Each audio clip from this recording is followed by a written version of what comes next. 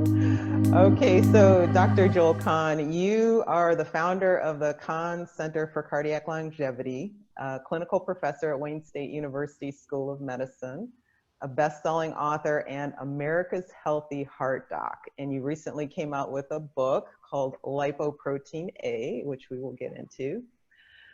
Thank you so much for your time today. I know you're very busy. Well, you're doing great stuff, and I love that sign behind you, the Plant-Based Workplace, which is an amazing book, and you were kind enough to let me comment on it, but you bet. Yes, and I appreciated you writing the foreword to that.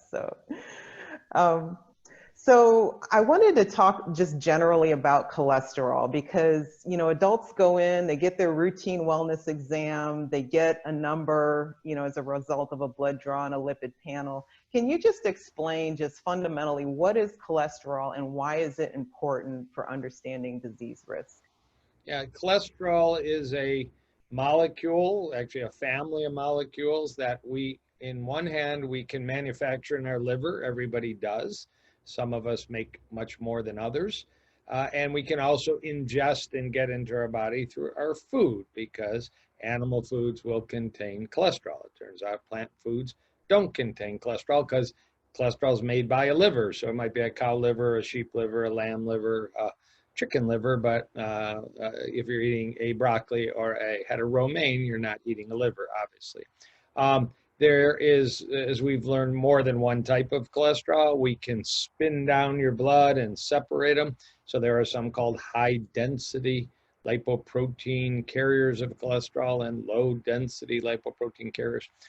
The bottom line is it is necessary to make cholesterol. It's a very important compound to have. So you can make your vitamin D and you can make your cortisol and you can make your testosterone and your estrogen and such. But we learned as we began to grapple with the risk of heart attacks and strokes, aneurysms, problems that existed for thousands of years. We found these problems in mummies in Egypt, but after World War II, they really became prevalent in some of the Western European and our own country, United States, as a major issue and been #1 killer of men and women now for 102 years, manifestations. And we learned that there was strong evidence in animal studies, feed an animal a high cholesterol diet, they get clogged up. There were the fact that in the actual blockage or plaque, there is cholesterol. So you know, you're not going to find sugar crystals in a blockage, and high sugar diet is never advised, but it's not an actual component of the plaque that causes strokes and heart attacks and other diseases. And then we had a lot of epidemiology, countries, societies that eat a very fat-rich diet, high in cholesterol, high in saturated fat, tended to have more of these events like heart attacks and strokes. So it became one of the public enemy #1s in a mission to try and lower the risk of heart attack and stroke. But it never was get rid of all cholesterol. I mean, there isn't any human on the planet that could survive or is alive that has no cholesterol. And you know, there's a big debate out there, but cholesterol is good for you. Why are all these cardiologists, you know, writing prescriptions for statins? Because there's something very important, just to close, in many aspects of medicine that you could call the sweet spot or a U-shaped curve or a J-shaped curve. Just because some is good for you doesn't mean more is good for you. And that's true of so many, you know, examples we can come up with. So indeed, some is good for you, but many native societies, people running around in the bush and not getting heart attacks all over the world have a cholesterol around 100, you know, total cholesterol of 100. Not too many Americans have a total cholesterol of 100. And these are really healthy people. That's about all you need to perform all these functions that I mentioned. Is it important to know the difference between, say, LDL and HDL cholesterol? Sure, you know, your doctor might tell you, hey, your cholesterol is 220, little concerned about it. It would be a good question to say, yeah, but what is the breakdown? How much is the HDL? How much is the LDL? These are still fairly crude breakdowns, but we definitely know that on average, HDL tends to be more protective, the high density lipoprotein carrier of cholesterol. It tends to be more protective. So having that in your blood may actually protect you. And we know that on average, having a above average LDL or low density lipoprotein cholesterol adds to the risk of developing clogged arteries. So That's been routine now for about 50 years, that the total cholesterol will be broken down. Now we can break it down even more. You can confuse the public talking about cholesterol size, cholesterol particle number, and then this rather new extra cholesterol called lipoprotein little a. So yeah, but it does make a difference as to what those numbers are. Okay, and so let's move on to lipoprotein A. So what I was really surprised to learn in your book, that over 1 billion people globally have elevated lipoprotein A. What is lipoprotein A and why is it dangerous? We've made so much progress in 50, 60 years understanding heart attacks, strokes, why people end up getting stents, bypass, or die. But even with the advancements, we're better at getting people to quit smoking, get their blood pressure normal, get their weight better, get their blood sugar better, get their cholesterol better. There still are people that have good numbers and have heart attacks and strokes. That is called residual risk. And, people that research this topic ask the question, and we've all heard about that. Old Uncle Joe, sadly, he just was at the doctor and told everything was great, and Uncle Joe passed from a heart attack, or Aunt Minnie, or whatever it is. It happens a lot. That's called residual risk. After you've evaluated and tried to correct all the standard, straightforward numbers we've used for about 50 or 60 years, called Framingham risk score numbers, there's still a lot of risk around. There's other things. So in 1963, a new cholesterol particle was identified for the first time by researchers in Scandinavia, and it was eventually called lipoprotein little a. It's the worst marketing name you'd ever come up to educate people, because the word little isn't even in the way you write it. It's a lowercase a. I wish they would have said that, lipoprotein lowercase a. At least it looks like that.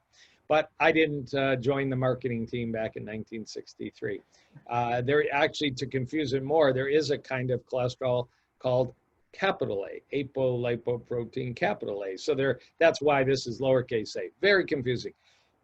It's an LDL cholesterol molecule. The thing your doctor might tell you your LDL cholesterol is too high. It's one of those.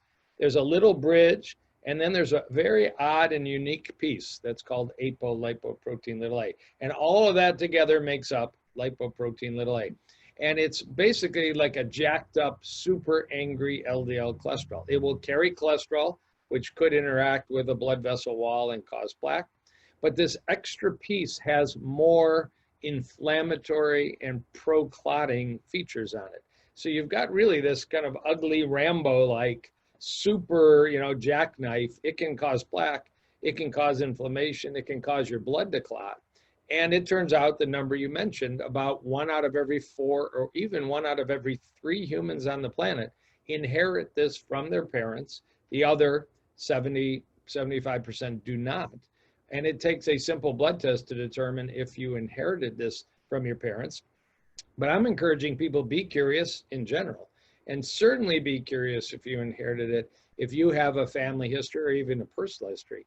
Mom, dad, brother, sister, grandparents, aunt, and uncles. There's been a lot of strokes, heart attacks, sudden unexplained deaths in their 30s, 40s, 50s, 60s. What's really distinctively unusual, when we talk cholesterol, we talk about concern about the risk of clogging arteries that might go to the brain and stroke, the heart and heart attack, the legs and a pain on walking called claudication. But there are 4 valves in the heart, 4 little doors. One is called the aortic valve. It's the last door that opens to let the blood go out to the body.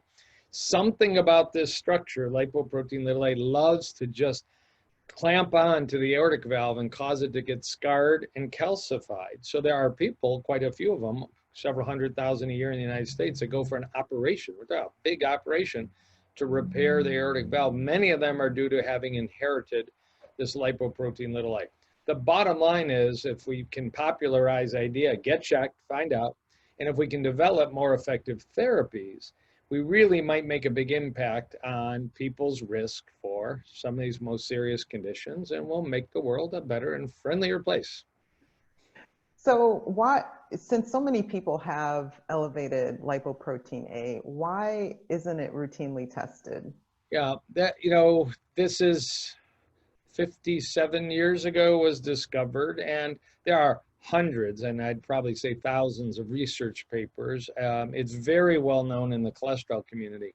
There has been a hesitancy to just start to tell family doctors, internal medicine doctors, gynecologists, kind of the frontline docs, everybody should get this checked because it's not on any routine cholesterol panel. It's one more little box. Check lipoprotein little a. It might cost $30 to run a blood test when you're getting the other blood test. The hesitation has been, we're not sure what to do about it. So why are we going to stir the pot and check something when we're not sure what the treatment is? Now that is kind of crumbling away for a couple of reasons. In Europe right now, the equivalent of the American Heart Association has said, we think everybody should get this added to their blood test once in their life because it's genetic. You're either normal or you're high, so that's really all you needed. It's very cost effective to do it once, and probably do it early. Do it when you're 18, 20, or 25. That's one thing. Number two, we do know from all the plant-based data like Dr. Ornish and Esselstyn and all, if you were to find out, particularly at a young age, that you're in a family that's carrying this and you have inherited it, you might well want to get some good gym shoes and go to the gym or outside. You might want to start eating big salads and bean chilies and oatmeal in the breakfast. You might want to do the things we know lower your heart risk. Even if they don't lower this blood level, they're going to lower all the other risk factors and put you in a better place down the road. And finally, the pharmaceutical industry is coming up with some unique solutions. There's a drug in development that is a few years away that may be a superpower to lower and eliminate this as a risk. So it's, you know, this is like buying Amazon stock when it was $10 long ago. This is early in the game of the public knowing about it, but there's absolutely no reason not to go get checked and ask your primary care doctor or your specialist, or just arrange it yourself and find out. There is at least one piece of data, research data, that eating a plant-based diet does help lower it. And even if it doesn't lower it much, it's going to lower your LDL cholesterol, it's going to lower your inflammation, it's going to lower your blood sugar, your blood pressure. It's just going to make you a healthier person overall. So the solution to this is, at least in part, the same diet you teach and I teach, a whole food plant-based diet.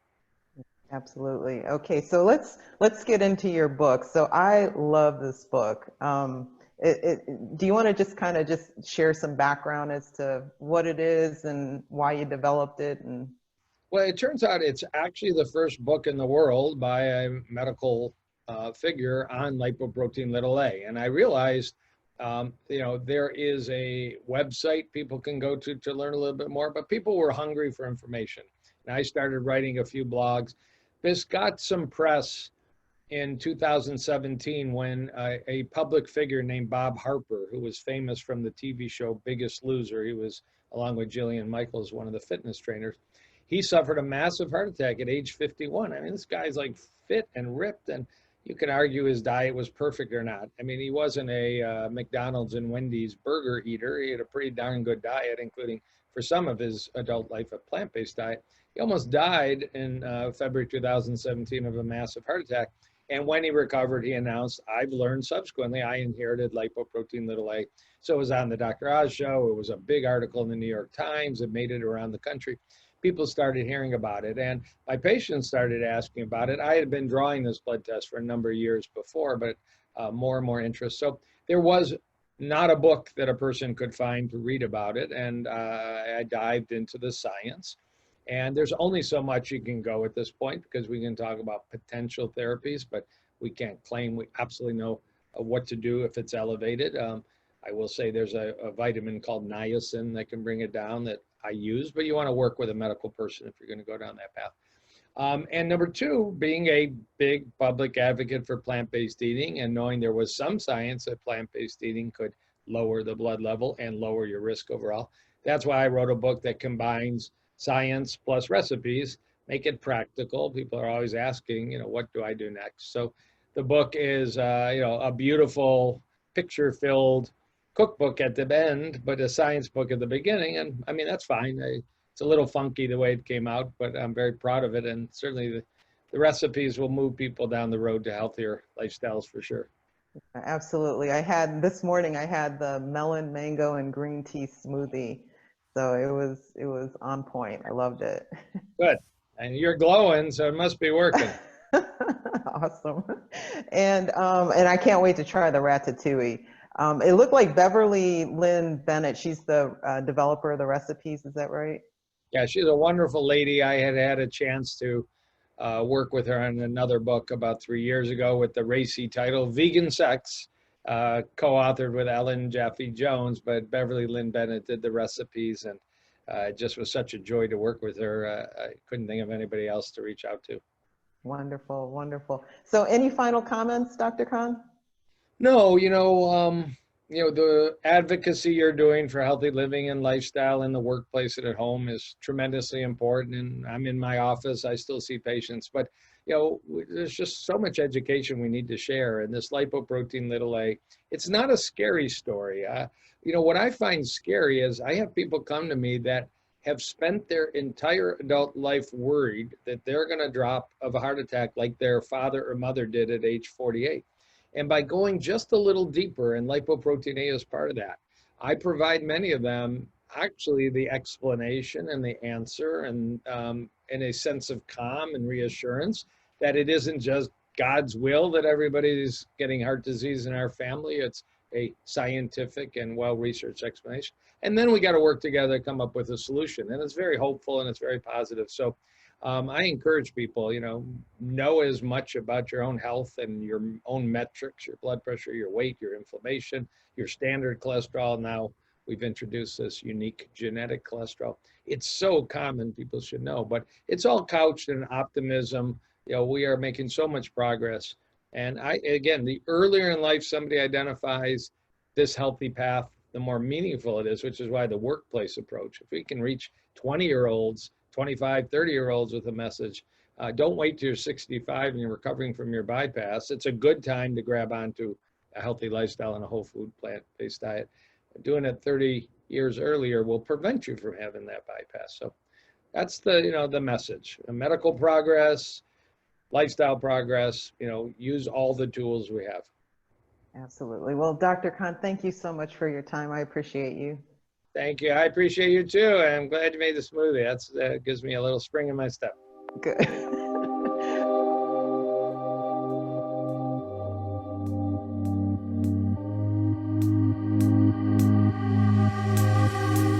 I'm ready. Okay.